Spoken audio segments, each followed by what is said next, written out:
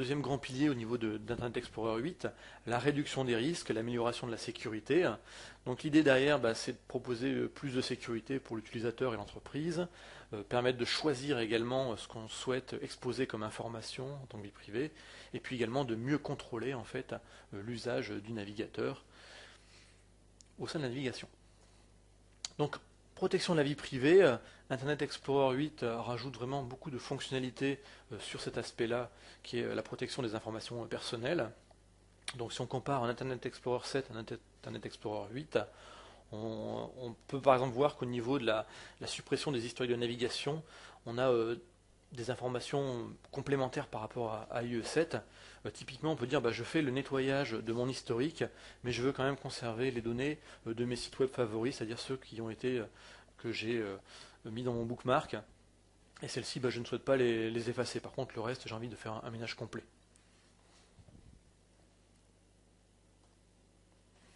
Également à présent le filtrage in private.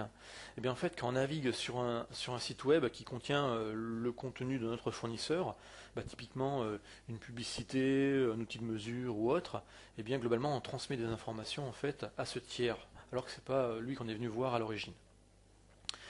Après, ce qu'il faut voir, c'est que ces informations peuvent être encore utilisées et servir à vous profiler pour après vous proposer plus ou moins des pubs adaptées à ce que vous cherchez, etc. Maintenant, vous pouvez souhaiter en fait ne pas fournir ces informations à ces sites tiers lorsque vous visitez un site web. Et dans ce cas-là, vous allez pouvoir dire, grâce au filtrage in private, je veux bloquer et empêcher que des informations soient transmises à certains sites web et donc à des fournisseurs de contenu. Donc ensuite, vous allez simplement sélectionner quels sont les sites tiers d'analyse par exemple ou de publicité auxquels vous ne souhaitez pas en fait transmettre de l'information, et après ce sera bloqué automatiquement, ces informations ne seront pas remontées à des tiers. Si on va plus loin sur le respect de la vie privée et quelque part la notion tout à fait relative de rester un peu anonyme et de ne pas laisser de traces lorsqu'on navigue, eh bien une nouvelle fonctionnalité des 8 s'appelle la navigation in private. L'idée en fait c'est quand vous allez lancer le navigateur, vous pouvez lancer donc une navigation en mode privé, auquel cas vous allez avoir une nouvelle fenêtre d'Internet Explorer 8 qui va démarrer, et toutes les opérations qui vont être faites au sein de cette fenêtre Internet Explorer en mode privé, en fait ne laissera pas de traces sur le poste.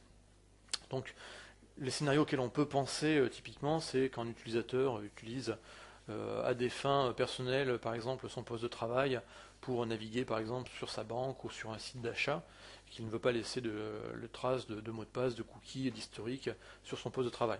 La même chose peut être applicable par exemple dans un cybercafé, quand on n'a pas envie de laisser un cookie ou une trace de login ou de mot de passe sur le poste du cybercafé.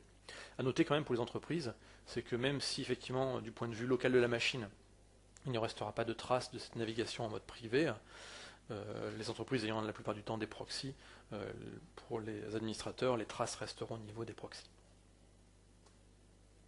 Mise en relief du nom de domaine, ça c'est assez intéressant parce que l'idée c'est finalement aider l'utilisateur à ne pas se faire piéger, principalement dans les attaques de type phishing.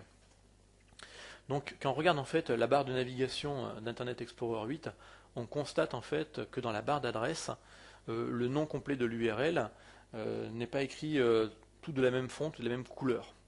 Donc typiquement ici sur blogs.technet.com/Stanislas, on voit qu'en surligné en noir apparaît technet.com qui est réellement le nom de domaine en fait de ce site web.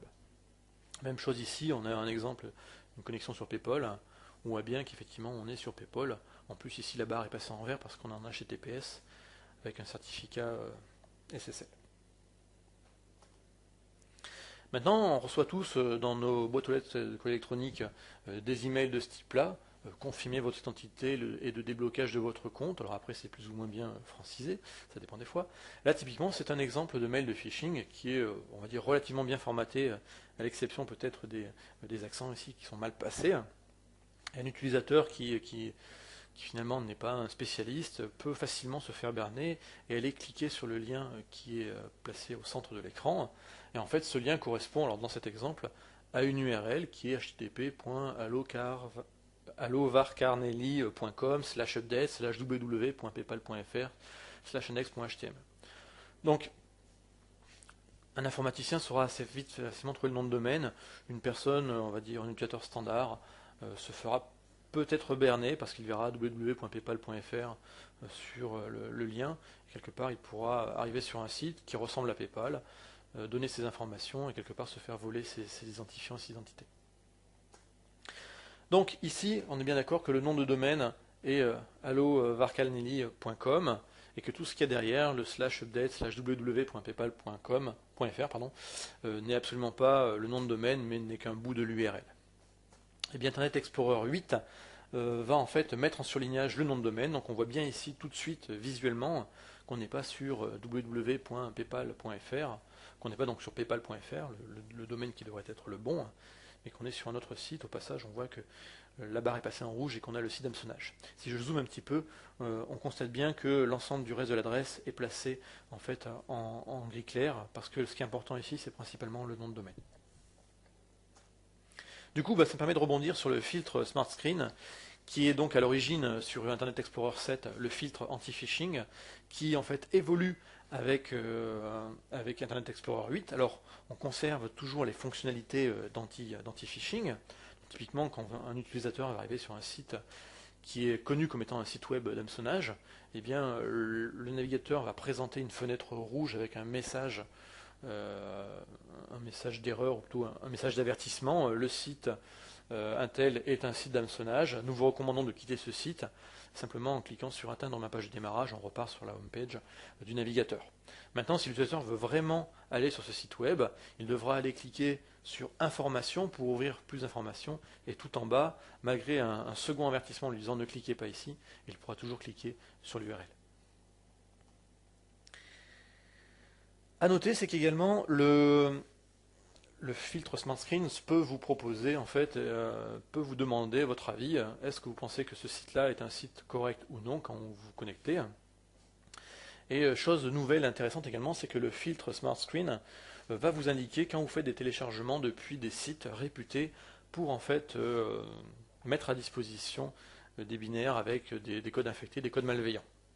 Donc, typiquement, un téléchargement depuis un site connu comme étant un site non sûr pourra visuellement apparaître au niveau de cet utilisateur en disant le téléchargement que vous essayez de faire est non sûr. Le fichier que vous voulez télécharger a été déclaré par de nombreuses personnes comme étant provenant d'un site fournissant des liens vers des virus ou d'autres logiciels malveillants. On vous conseille de ne pas télécharger, de faire ce téléchargement. Et là encore, vous voyez que l'option par défaut qui est proposée, c'est de ne pas accepter le téléchargement. Et si vous êtes sûr que par contre le téléchargement est bon, rien ne vous empêche de cliquer sur report that this download is safe. Donc je dis que ce téléchargement en fait ne pose pas de risque. Alors tout ça derrière en fait fonctionne avec nos services de réputation, etc. Et ce sont des bases qui sont mises à jour par donc les équipes de Microsoft, plus des tiers qui viennent greffer des bases également derrière. Autre fonction sur la sécurité, il y en a vraiment beaucoup dans Internet Explorer 8. Le DEP, Data Execution Prevention, dont le but en fait est d'éviter certains dépassements mémoire. Le filtre XSS, le Cross-Site Scripting Filtre, donc une attaque de type cross-site en fait utilise une particularité des pages web qui est qu'une page web peut imbriquer des composants provenant d'autres sites web, sous la forme de iframe par exemple. Or, du coup, on peut avoir une page qui est sur un site qui est bon, mais qui intègre des composants venant d'un autre site. Et donc, des attaques sont connues comme ça, en injectant des bouts de code malveillants provenant d'autres sites, et en faisant donc du cross-site scripting. Donc, IE8 intègre nativement un filtre XSS pour lutter contre ce type d'attaque qui commence à devenir assez commune. Une isolation également au niveau des onglets. Le crash recovery qui permet en fait de retrouver en fait ces onglets et sa navigation, même en cas de crash d'Internet Explorer, ça peut arriver. Et puis on a également une gestion un peu plus avancée des add-ons, donc des composants additionnels. Donc typiquement, on peut afficher l'interface ici des composants additionnels et venir après sélectionner les composants les accélérateurs qu'on souhaite supprimer par exemple, ou les moteurs de recherche qu'on souhaite supprimer, ou simplement désactiver des composants qui sont